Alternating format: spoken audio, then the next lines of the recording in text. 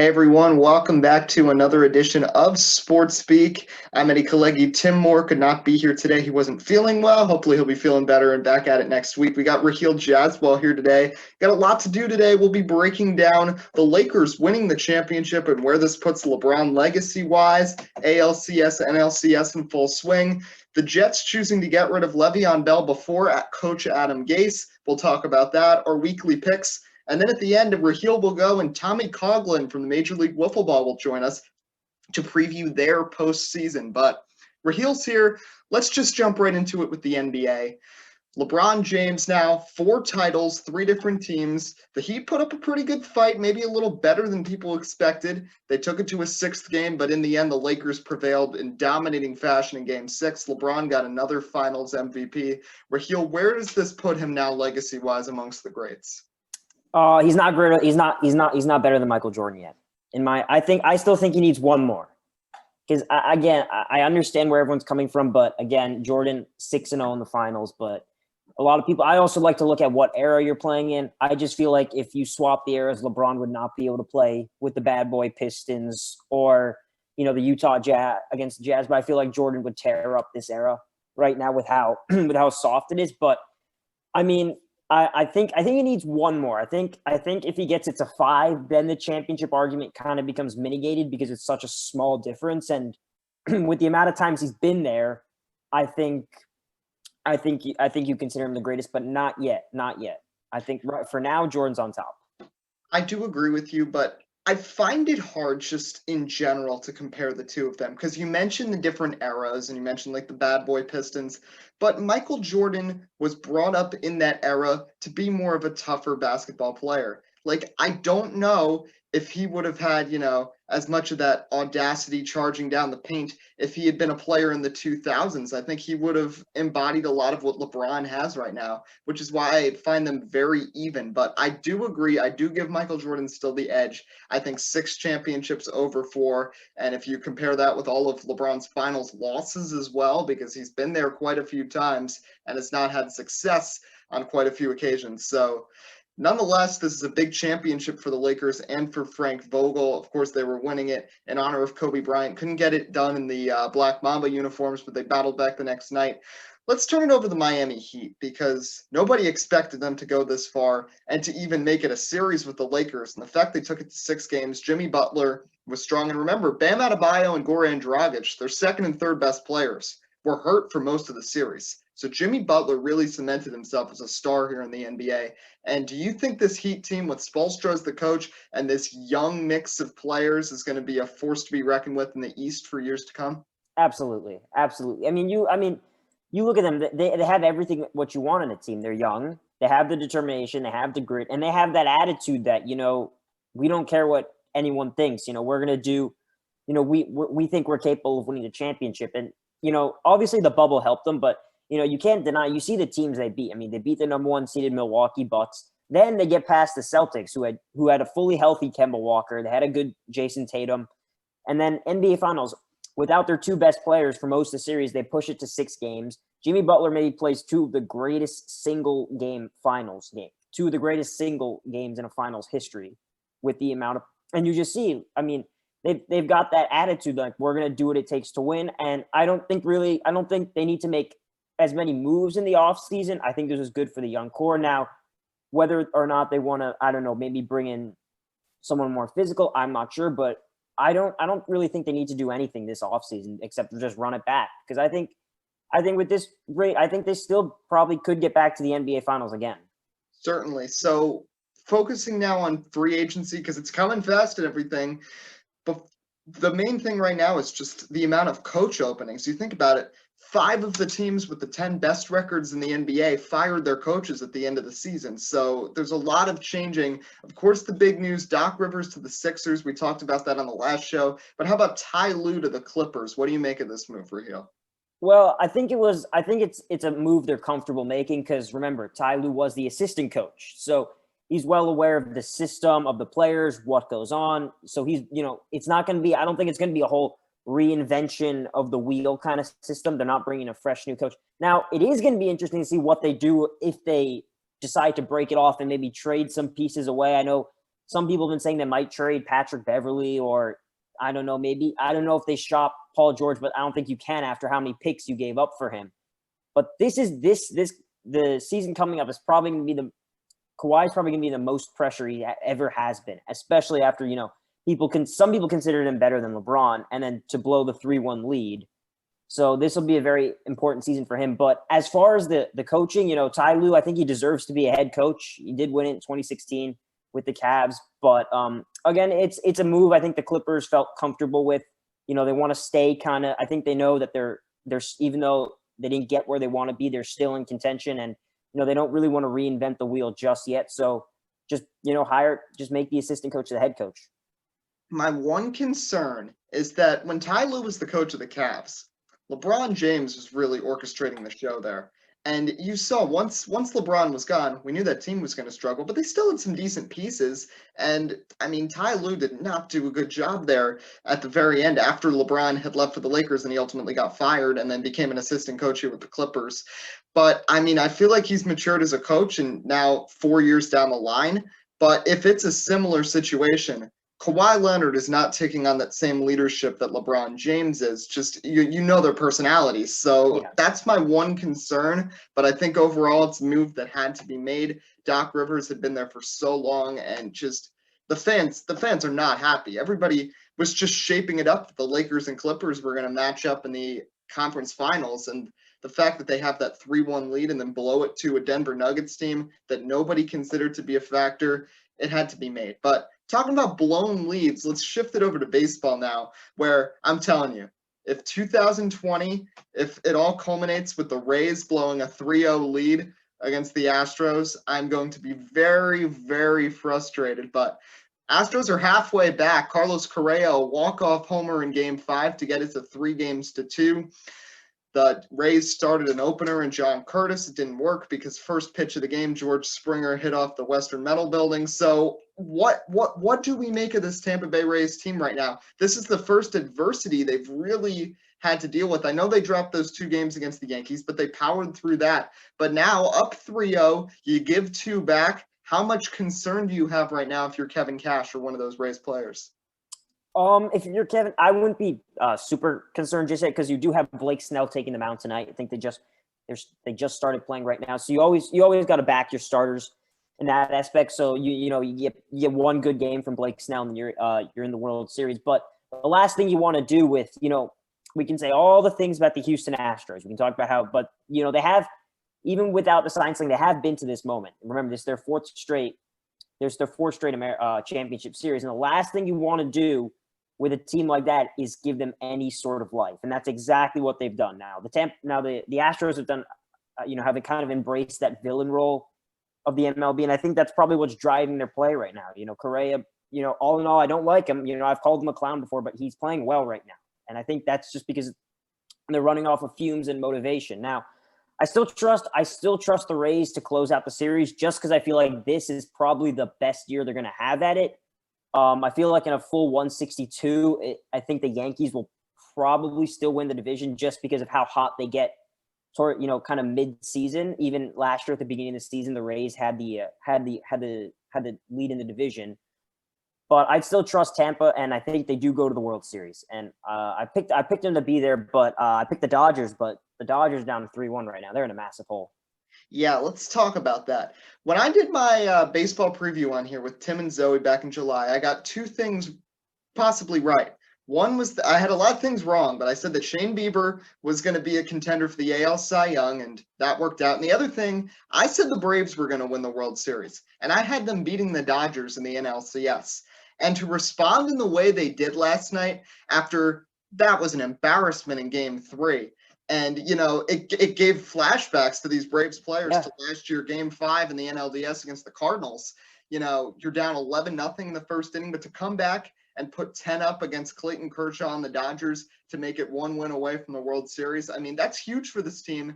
And like you say, the unsung hero. And this year is really like that. We said that from the beginning. Maybe the superstars wouldn't prevail in a shortened season. We've seen Tampa Bay, who has no clear star. Half these guys you never heard of, and they're one win away from the World Series. And the Braves bringing in Bryce Wilson and Ian Anderson now, who have been two great starters to complement Max Fried, who's somehow the veteran of this pitching staff now. I mean, the Dodgers are in a big hole right now. But before we talk about them, let's talk about this Braves team, because these guys have been together, Acuna, Freeman, Albies, for 2-3 years, and now it's finally come together. I compared them last show to the Chicago Cubs in 2016, that they had a couple appearances in the World Series, not in the World Series, but in the playoffs, felt some adversity, but as the guys had started to grow together and more prospects came up, it kind of pushed them over the edge. And I think we're seeing that all over again here with Atlanta.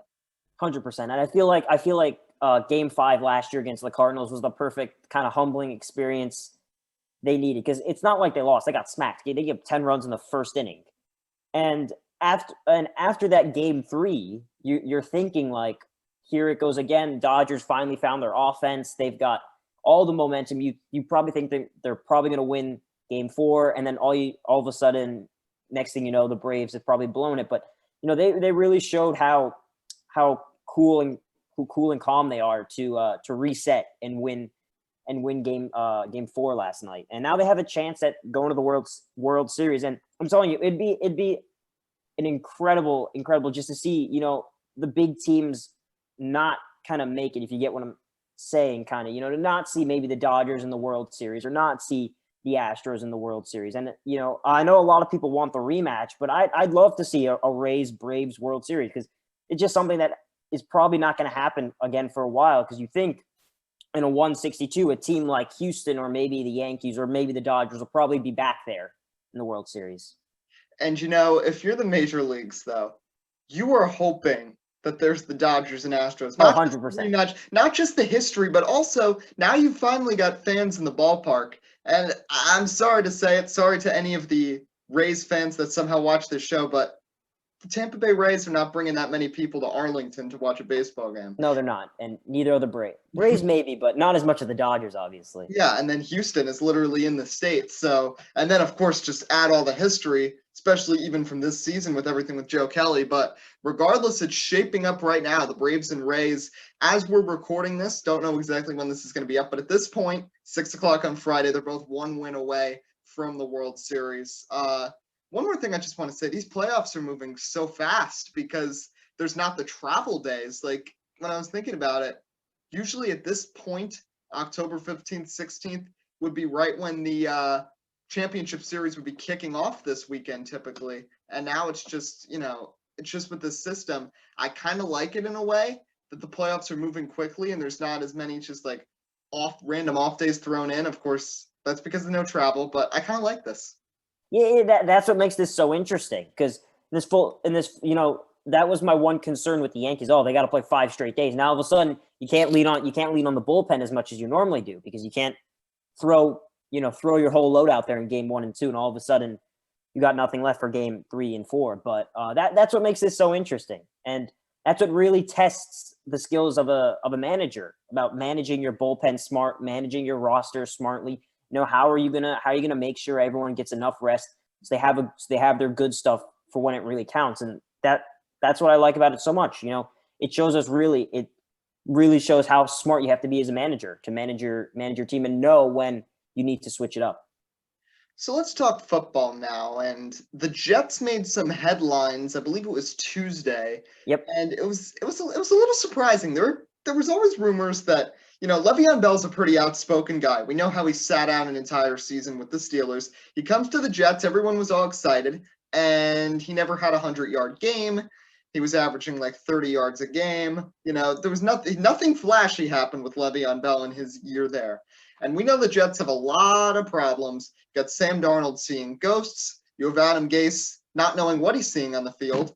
And then, the defense has been awful to start the year. The offense, other than Crowder, nobody else can catch a ball on the team. But the surprise comes because we've already seen 2 coaches fired in the NFL early on in the season, Bill O'Brien and Dan Quinn. And we thought Adam Gase might be next. But no, instead, Le'Veon Bell gets released, and now he's going to go with Pat Mahomes and the Chiefs. So, Rahill, just first gut reaction to seeing this move by the Jets, choosing to release Bell, who I know he struggled, but he's still a great player, choosing to release him before you get rid of the coach, which is the reason that the offense is in such turmoil right now. Yeah, that's the biggest problem. The fact that you got rid of him before Adam Gase. I mean, clearly these players are saying this stuff to try and get away from Adam Gase. I mean, it's clear as day that they don't want him there. I mean, I'm sure if they had probably, gotten rid of Gase a couple of games ago, I don't know, maybe Le'Veon would have tried to stick it out with the Jets, but, you talk about him not having a 100-yard game. He's admitted ever since he got his money, he got a little complacent with himself. So I don't know if it's the Jets system, or is it the fact that, I don't know, maybe he's starting to decline. And, the Jets have been trying to remember, they tried to trade him last year at the deadline. This has been sort of like a thing where you can kind of see the progression of it. And, then you have Le'Veon liking tweets that are criticizing Adam Gase's play calling. And it reminds you of the whole Jamal Adams thing. As soon as Jamal Adams criticizes Gase, saying he's not the leader, we don't want him in the locker room, he gets shipped off, but at least you were able to get some stuff for him. But the fact that no team was willing to even trade a 6th, 7th round pick for Le'Veon Bell shows. And you talk about the whole situation with Pittsburgh. You never see a full locker room come out with so much disgust against one player. It's unbelievable. But he wants to win a Super Bowl. That's why he's gone to Kansas City. It's a great move for Kansas City, just beefing up the offense. Le'Veon Bell, Clyde Edwards-Helaire, he's a great running back, but he's had trouble scoring it inside the 5-yard line. He's a great change of running back, but he's not got the muscle yet to pound it straight up there. I think Le'Veon Bell gives them much more of a chance at doing that, especially considering now there's questions. They had their struggle against New England and they lost to the Raiders. So it's a good move for Kansas City. But for the Jets, you've let you've let your 3 best players go. You traded Jamal Adams. You let Robbie Anderson walk in free agency. He was probably your number 1 wide receiver. Now you've let Le'Veon Bell go. Those are your essentially 3 best players on offense, and Sam Darnold's really main three weapon. Well, not Jamal Adams, but Robbie Anderson and Le'Veon Bell are probably his best weapons on the offensive end. And think about it, 2 of those guys, one you release, one you let walk. For those 3 players, you get back 1 starting safety and 2 draft picks. And I don't care how good those draft picks are from the Seahawks, because first of all, the Seahawks have been like the best team in the NFL this year, arguably, so far. So they're not going to be that great of picks no matter what round they're in. So anyway, we're going to shift over, focusing in on week number 6. Our picks, as I said, Tim is not here, but he did send in his picks. Now, first of all, our picks so far, we have combined to go 27-3 through the first 5 weeks. We gotten kind of lucky thanks to the Cowboys kicking game on a couple of wins, but right now, we're in a good shape right now. Tim Moore is 13-2 so far this season with his picks. He's going with the Ravens over the Eagles. No surprise, Carson Wentz is on pace to throw more interceptions than Jameis Winston did last year, and Lamar Jackson and the Ravens should be able to torch the Eagles defense, which is injured like it always is. Giants, he's picking the Giants to get to victory over the Washington football team. I don't know. Washington did beat the Eagles. And if Washington beats the Giants, all of a sudden they're back in position to get to first place in the division. So I don't know. The Giants win, they're back in it. Yes, same thing. So Giants did look really good against Dallas last week, just couldn't get it done after the Prescott injury. And then last one, he's got the Titans beating the Texans. Titans crushed the Bills on Tuesday, coming back from COVID. The Texans have been a mess, and now Romeo Crennel is the coach. So no surprise there. My 3 picks. First, I'm going with the Patriots over the Broncos. Cam Newton and Drew Lock are both back. I know the Patriots had a little COVID scare. They're still online to play Sunday, but I do think the Patriots will prevail in that one. Sunday Night Football, the 49ers just got annihilated by the Dolphins. I think they're going to fall to the Rams, who have been surprisingly good this year. And then the Dolphins, I've got them over the Jets after that big win against San Francisco. San Francisco's defense is just as much of a mess right now as the Jets. I think it'll be a similar story there in that game. So, Rahill, just what are some of your predictions for this weekend in the NFL? I've got the Ravens smashing your Eagles. I'm sorry, Eddie, but what else? Yeah, I'll take the Rams over the 49ers. 49ers not healthy. They had to bench Jimmy G because of how far behind they were, and they want to risk his injury. I'm going to do it. I'm going to take the Packers over the Buccaneers. I don't think I don't trust the Tampa Bay Buccaneers. I know Chris Godwin is probably going to be back, but Aaron Rodgers looks great. Green Bay has looked very good all year. I'm going to take them to beat the Tampa Bay Buccaneers, which will probably be the best game of the week. Yeah, should be interesting. NFL season nearing its midway point already, so lots of great action. Of course, the ALCS, NLCS still in full swing. World Series coming. College football going on. They've had some COVID issues, but Big Ten returns next week, which should be fun. I'm excited to see Rutgers and Greg Schiano. But until then, Rahill, thanks for joining us today on short notice today. Anytime. So we're going to move in now to my interview with Tommy Coughlin from Major League Wiffle Ball. Continuing here on Sports Speak, I'm Eddie Kalegi. We had Kyle Schultz on from the Major League Wiffle Ball back in June, early on in the season. Well, the playoffs are about to start. It's been one of the craziest years yet in MLW, and it's great to be joined by a pitcher on the Midwest Mallards who won't be competing in the postseason, but still going to be a great one to watch nonetheless. Tommy Coughlin, thanks for joining us tonight. Oh, thanks for having me, Eddie. I appreciate it. So before we get into the whole postseason mix, take us through the Mallards season. I mean, the National League came down to the wire. You guys fought so hard. Unfortunately, couldn't get that one win over the Diamondbacks to push you over the edge into the playoffs. But the National League just so competitive with all four teams. What do you make of the 2020 year for the Midwest Mallards? Yeah, I mean, as a player on the Mallards, obviously it was a frustrating year. You know, we had our moments of greatness and we had our moments where we really struggled. You know, I thought in series like the against the Gators, against the Diamondbacks, we really struggled. But games against the Cobras, we played fairly well. I thought we played well on opening day against the Magic, and Trevor Bonham, our rookie, got better throughout the season, which was really great to see. But we just couldn't get it done when we needed to. We had our opportunities, and like you mentioned, we just needed one win against the Diamondbacks team, and we couldn't make it happen. So a lot of it, obviously pitching is a huge part of wiffle ball, and a lot of it does fall on the pitching. Trevor struggled earlier in the year, and then I struggled in the second half of the season. So that's how it goes. He tried to pick me up, but just wasn't enough. And just obviously there's room for improvements. It was disappointing, but I'm hopeful for the future that I can bounce back and make something happen next year. And you mentioned Trevor Bonham, part of this really great class of rookies. The MLW had their first ever draft before the 11th season in 2020, and the rookies have surely shined. Of course, Jimmy Norp has been red hot the second half of the year for the streaking Diamondbacks. Brendan Jorgensen was really strong in the first half. Chris Cheatham just threw a perfect game, just the 9th in league history in the season finale. I mean, it's so cool to see that the MLW continues to grow, where you guys were able to have a full-on draft and find new talent that fits right in with some of the old guys like you and Kyle and Dan. Mm-hmm. Yeah, that's why I was saying as a Mallards player, it was a frustrating season being in the National League, and it really sucked, being 7-8 and missing the playoffs. But, as, a league member, and as, looking at overall the greater spectrum of things, it was awesome to see that level of competitiveness. And that was kind of our whole goal with the draft, was to try to make things extremely competitive because, because a lot of the league was made up just our friends and people we knew, it wasn't quite as competitive, but now it was very equally matched. So it was really great to see.